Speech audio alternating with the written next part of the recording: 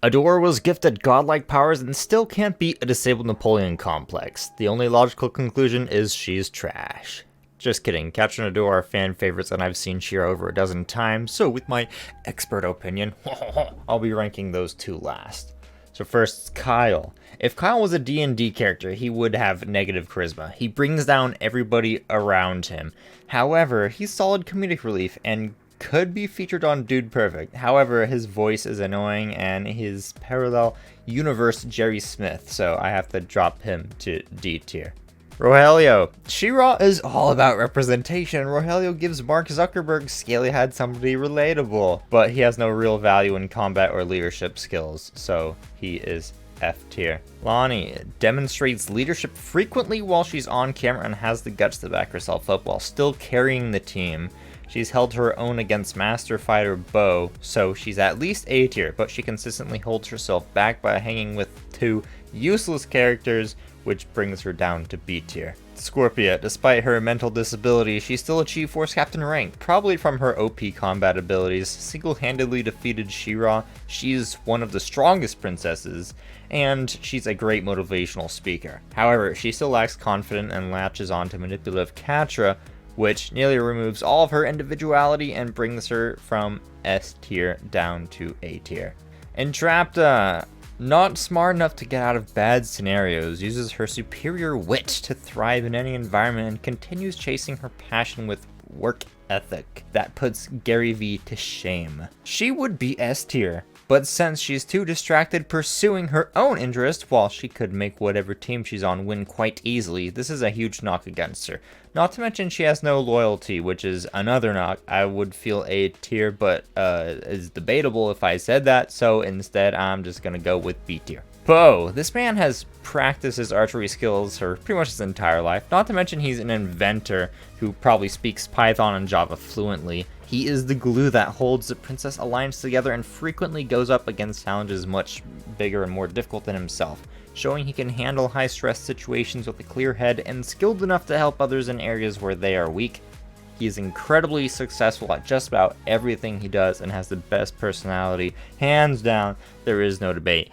He is S tier and would probably go beyond if there's an option, just because he's such an overachiever. Seahawk, his usefulness is his boat, which is also his entire identity. He's insecure and hides it with arrogance. He's been relatively useless in combat, and his history of crime has actively brought more danger to his friends than help. I can't imagine how he could possibly rise above F tier. Angela, a coward who stopped protecting her country when her husband died and raised one of the most spoiled and bratty children in the show. Must have been too busy crying to raise her kid, who she openly shames and argues with. She has no idea how to command respect and helps very little to protect her kingdom, which is F tier material, but she does sacrifice herself to save the dying world, and to that I say, what other use did she have? Perfuma, peace, love, and plants to the moon. Perfuma starts off as an idiot who is tied to her beliefs, and when she realizes she doesn't have to hold herself to pacifist standards, she can actionably change her life and better those around her, and quickly becomes a renowned hero with an underrated superpower. While still being a sweetheart, she becomes a strong hero who doesn't let people walk all over her. Truly one of the best role models in the series, however, she is not the best team player, so I have to say B tier. Mermista! Probably will see her shopping at Hot Topic. She's pretty rude to everyone, and however she does save the day, and no pun intended, turns the tide of the war at the end of season 1. But just like Perfuma, she's not a team player and always has something to whine about, so C. That wasn't intended to be a joke. Shadow Weaver, scary manipulative mom who sacrifices all of her magic to stop the Horde. Well, that might come off as weird because she does not have the magic power anymore. She needs the Black Garnet to control her magic because the unobtainment spell stripped it away, just clearing that confusion. Everybody around her flips because they don't like her methods when she attempted to stand against it in like the Wizard's Guild and whatnot. She runs to the bad guys seeking revenge. Pretty cool villain. She knows what she's doing, but she's mentally unstable, but also smart, which makes her the most dangerous character in the whole series. However, she's still able to flip back onto the good guy's side, and make people more open to her unique ways of entering the fray, which is progress for everybody. She somewhat resumes that motherly role for Glimmer after Angela's death left the gap for that, and then sacrifices herself for her babies to save the world.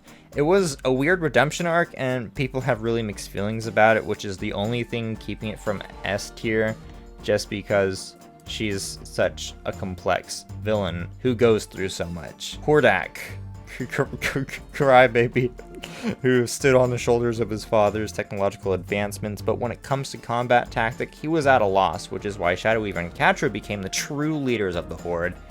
Everybody fears his wrath, but nobody looks up to him, making Hordak an ineffective leader. If he was more charismatic and inspired his soldiers, I would rank him higher, but he relied on propaganda and slavery to make his fragile empire work. If he didn't have a strong leader underneath him, it would fall apart quickly because he was raised to be Horde Prime's sheep, not a leader.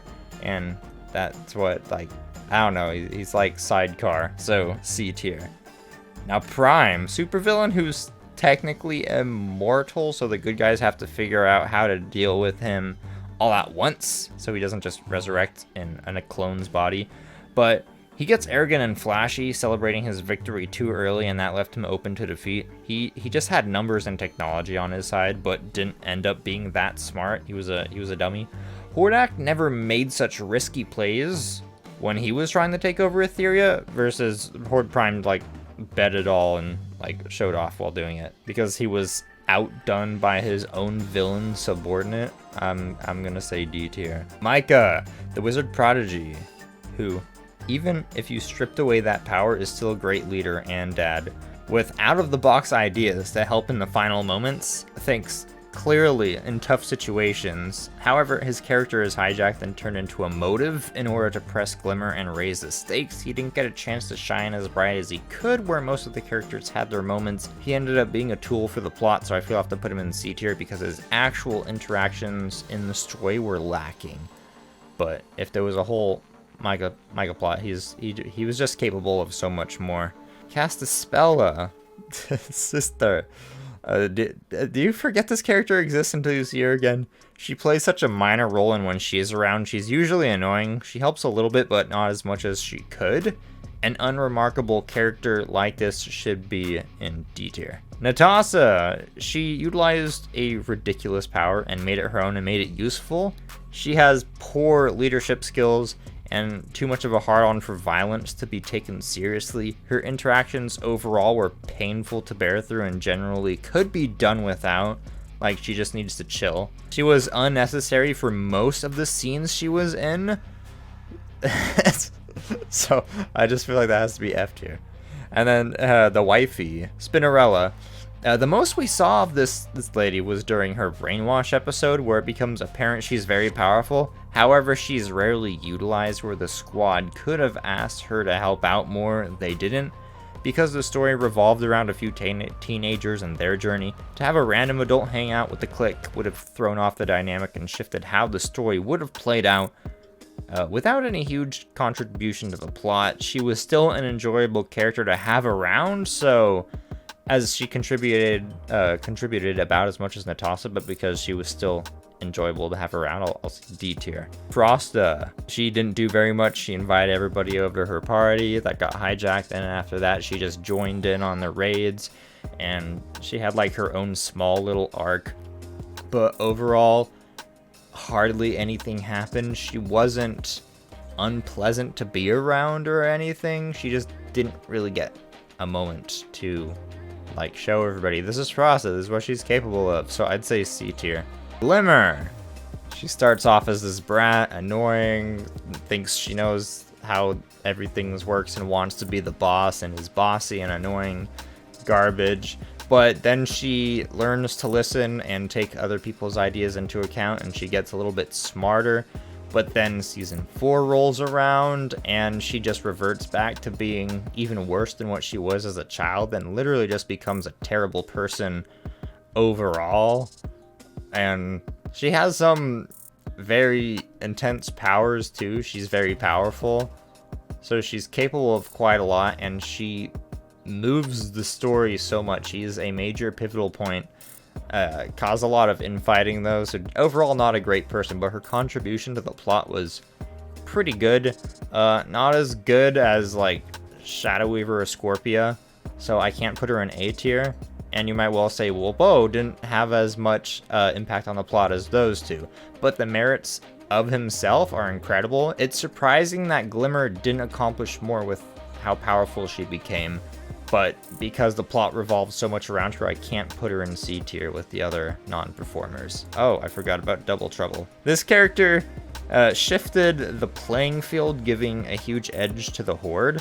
However, Catra utilized them in the most risky way possible, which ended up making little difference in the end. Having a disloyal loose cannon on the team is always a risk. Catra took this opportunity and it didn't go very far for her. Nobody really got what they wanted, but Double Trouble got paid and moved on to their next scam. If they made more of an impact in Season 5, I would say B tier, but they showed up, did their thing, and bounced. No huge changes came out of it, so I have to C tier with all the other characters that didn't do much for the show. Adora, probably the victim of several concussions and plenty of brain damage. She's not the brightest, but gifted the power of gods. She becomes a hero motivated by the tyranny she witnessed. However, even with her extensive combat experience and superpowers, she struggles overall to make a difference, making small positive impacts episode to episode, which eventually snowball into an army of people ready to help her. Her power, I would say, like, okay, she's powerful, but her power isn't her magic in the show. It's her ability to make allies, which she didn't realize for herself until Season 4. And that's when she started doubting herself. Even though it was obvious to every other person, her confidence and ability to confront problems makes her an outstanding warrior and ready to dive into battle, which is everything she was trained to be. But without leadership and kindness, she would be alone and unwitting with all this power that she still struggles just to win some fights. Glimmer does not have the skills to draw in people the way Adora does. Bo gets along with people, but he doesn't do a good job at convincing people to hook up with the Alliance. Adora has that missing sauce. Without her, the Princess Alliance would have continued to fail, and the Horde would have won with Adora at the helm if she hadn't switched sides. That reality makes her an important character, but what really makes her S tier is her ability to grow and learn as an individual. Characters who never change grow stale, but following Adora, who learns everything on her journey, everything is fresh and new to her, which makes She-Ra such an enjoyable show even multiple times around. Swiftwind, yeah, don't click away, I'll make this brief. His only usefulness was a plot device to tell people where Adora was hidden. He felt shoehorned into situations that didn't call for him as a failed attempt for comedic relief, but bad jokes aren't funny, they're just annoying. And F. Okay, now I get on to Catra, the favorite character of pretty much everybody. This character had the opportunity to leave manipulation and self-loathing. Instead, she used war strategies to claim more and more land, giving the Horde a huge edge over the competition. Though she didn't leave room in her schemes for the X Factor, which made her rarely succeed, but her true downfall was not utilizing her troops in the best way possible. She didn't acquire the same leadership and motivational speaking skills that Adora had, making her an inferior leader by comparison. Catra had an entire army and revolutionary technology at her disposal, but she couldn't figure out a way to beat a handful of teenagers. She didn't inspire any confidence or loyalty in her team, actively pushed them away, and regularly proved she didn't care what happened to them. Her emotions led her, the desire to prove she was better, the want to feel superior, all things she wasn't and refused to accept. She's an opportunist who fails upwards and plays by huge gambits that stroke her ego, rather than use true tactics that would have guaranteed victory. If she had stopped to listen to the input of those around her and of her subordinates, instead of thinking she knows what's best with her limited experience and just overall temperament, she could have utilized everyone's strengths and made up for their weaknesses. But she didn't and missed out on becoming an unstoppable force. People like this character because of the relatability, but when it comes out to how much she grew and progressed the show, very little difference was made. It wasn't until the very end she needed a redemption arc. The show's plot hinged so heavily on her playing the bad guy that she was written as a very ineffective leader that I feel ranks low on the scale, so I'm gonna put her in C tier. Just because season 1 Catra was kind of the exact same as like the beginning of season 5 Catra. She didn't change much. She just continued to do all the failed plans. She reminds me of Team Rocket. You have this brilliant scheme that just fails every time, and you're so confident that it'll work. People like her? Yeah. Is her experience and overall contribution to the show important and moving? It is. But overall, just not much came out of her as a person. She was just the cause of most of the other people's growth and development and stuff. She was like the main motive for the whole show. If Catra wasn't there, the show would have gone so much more differently. And that's my tier list. Tell me what you think. I feel like a lot of people would think Catra would be an S tier, but the emotional side of the story, like, I don't think just because she's an emotionally heavy character means she was a good character.